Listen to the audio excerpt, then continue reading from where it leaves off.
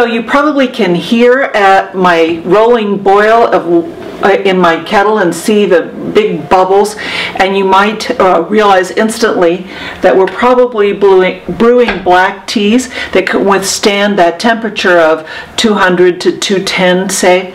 And as I said yesterday, I was going to carry over with the idea of some of the newer methods of brewing tea that reduce some of the variables, especially for those of us that are either teaching and can help us stay focused, or someone who's really just learning. Or, as you can probably tell here, this is one that just gets used very frequently. This one is brand new. You can see through it. This used to be that way.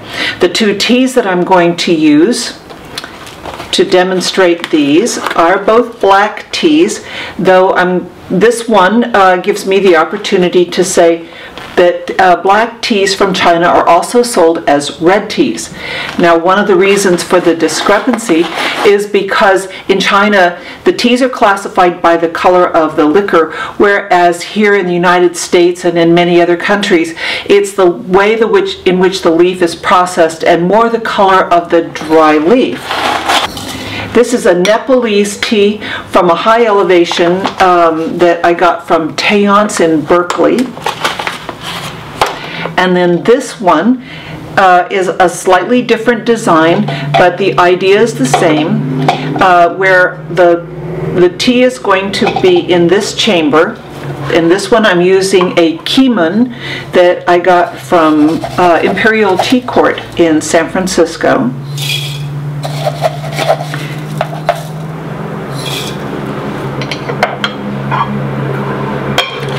And I'm going to now, before my water cools down, add it to this upper chamber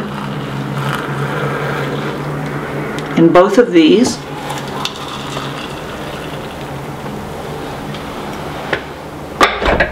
And close the lids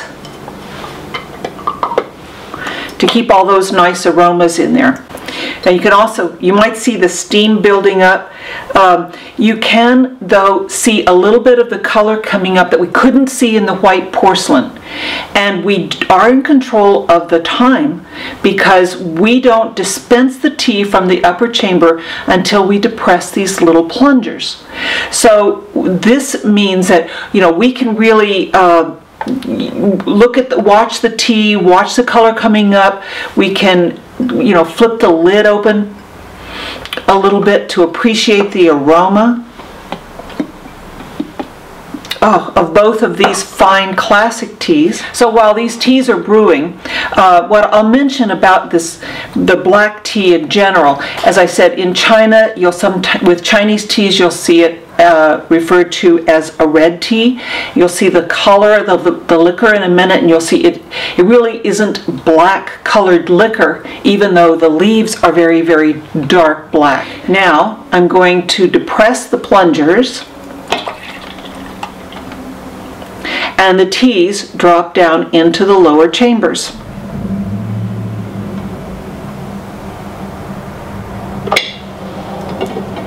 And here's where